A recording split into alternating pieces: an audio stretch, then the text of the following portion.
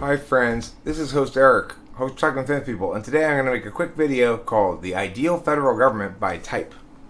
So, I made Congress ESTJ, which is to say, if Congress was one ENTJ, or comprised of nothing but ESTJs, then they'd probably come up with a lot of good practical solvency plans, and not really check to see whether they're sort of morally acceptable or principled, but nevertheless have good potential to solve problems. So then for the Senate, I've put INTP, because we're not going to let any bullshit past us. So any of the ESTJ good ideas that come out of Congress, we'll agree with them too and send them on to the president. Any ones that aren't any good, well, the Senate is where the filibuster is. So ENTPs can sit there and filibuster the living shit out of that for weeks on end, and nothing will get passed. And that's a good thing if it's bullshit legislation coming out of a bunch of ESTJs from Congress. SCOTUS, the Supreme Court should be INTP. They're the most logical. The president I put here is ESTP. Now this might seem ironic to you because I'm running for president, but the reason I'm the best qualified candidate for president has a lot to do with particulars associated with me as a person and not having to do with my type. Although, obviously the expression of me as a person is elements of universal things like type plus or informed by particular stuff. But I think president is a natural purview of an ESTP in the sense that the president is the executive of the government. They execute other people's plans. Other people's, ideation becomes policy that the president then makes happen. Vice President, ISFJ. Why ISFJ? I mean, they won't be too burdened by that job. It's like the vice president doesn't really have to do anything except break ties in the Senate, and that doesn't happen very often, especially not if the Senate's full of ENTPs.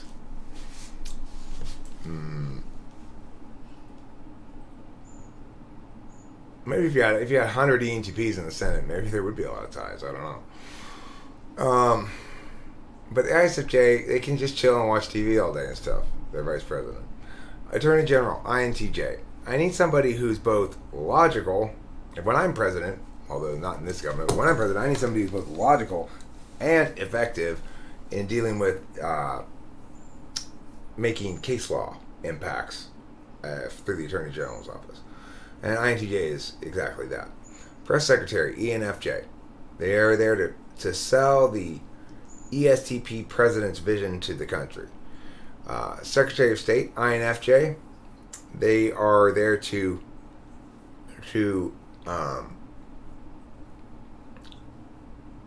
manage the people who are representatives of foreign countries as a way of implementing the foreign policy of the United States. Defense Secretary, ISTP.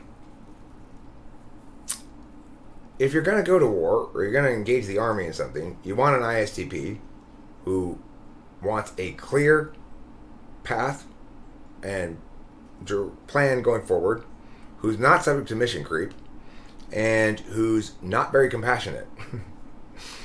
So that's ISTP. Secretary of the Treasury, ENTJ. I'm not sure exactly why I trust them in that position, but it seems as though they'd be pretty good about the macro logic stuff, such as macroeconomics. Veterans and Affairs, ESFP.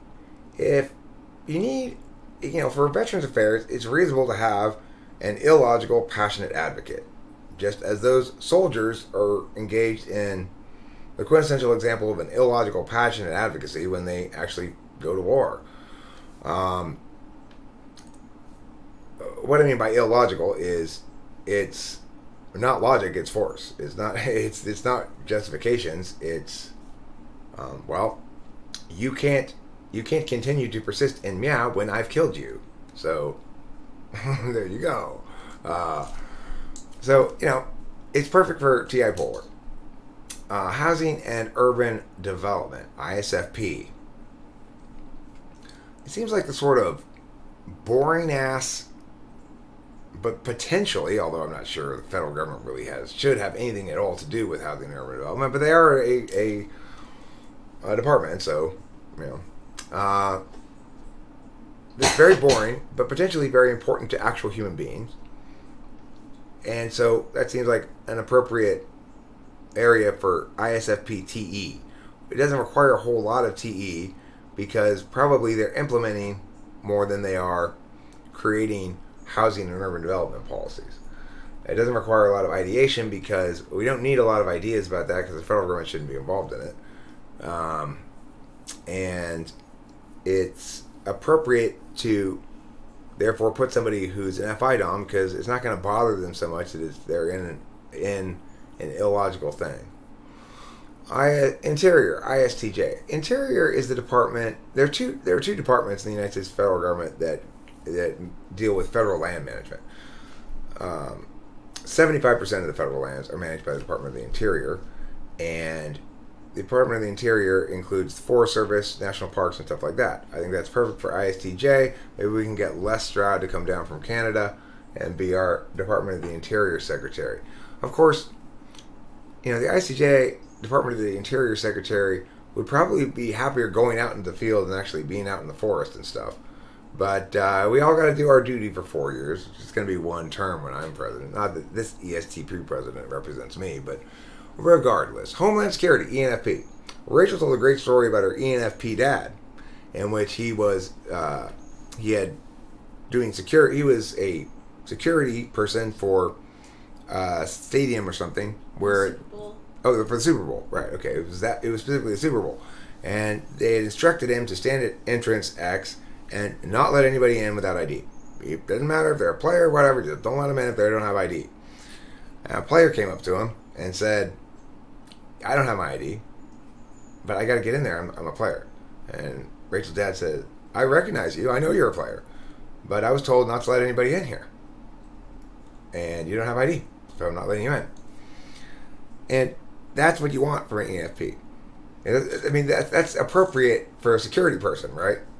It doesn't matter if it makes any sense. The rule is now, and you're going to follow it. And I need to know that the person I put at this door to make sure nobody comes in here is not really doing any of their own thinking about it, like I would be. Well, why exactly do you want me to not let anybody through this door? I need to know that so I can make decisions about whether to let them through this door. What do you mean, Eric? We just told you don't let anybody through this door. Yeah, but I need to know why, because otherwise I won't know if I'm actually accomplishing the thing you want or not. Eric, we just told you what we want. Don't let anybody through this door. Yeah, fuck off. That's my response to it. I want the justifications. But ENFPs don't need them. And that's why Rachel's dad did a much better job at that than I would have. I probably would have let the guy through. Health and Human Services, INFP. Again, like housing and urban development, the federal government shouldn't have anything to do with this. Maybe the CDC, I guess, but we've seen now that they're more harm than good. It's not a federal issue at all, in my opinion, but it is within the federal jurisdiction, and certainly there are federal laws that relate to these things. Whether they ought to be is another question, and I would say these are not part of the purview of the federal government according to the Constitution, but they are nevertheless part of the purview of the federal government according to reality. So that means we're going to need a department person for it. We might as well make it INFP. How much are they going to get done? Nothing. That's fine. We shouldn't be doing shit there anyway. Education. ESFJ. Now, the thing here, the reason I think an ESFJ education secretary is not a terrible idea is, first of all, the federal government, once again, should not be involved in education, but they are. So at least you have somebody who can engage in public appearances with parents and kids that will assure the parents and kids that this administration cares about education. which is true. It's like whatever. If I'm president, I care about education. That doesn't mean I think the federal government should be involved about it. But the point is, so from my perspective, we want somebody there who in the education department who can convince everybody, and all parents and children out there, or non-parents, I guess too, non-children, but that the administration does in fact care about education. That the secretary of that department that I put there is actually somebody who values it highly and is trying to do a good job. I'm not going to let her do a very good job because I don't think the federal government should have anything to do with education.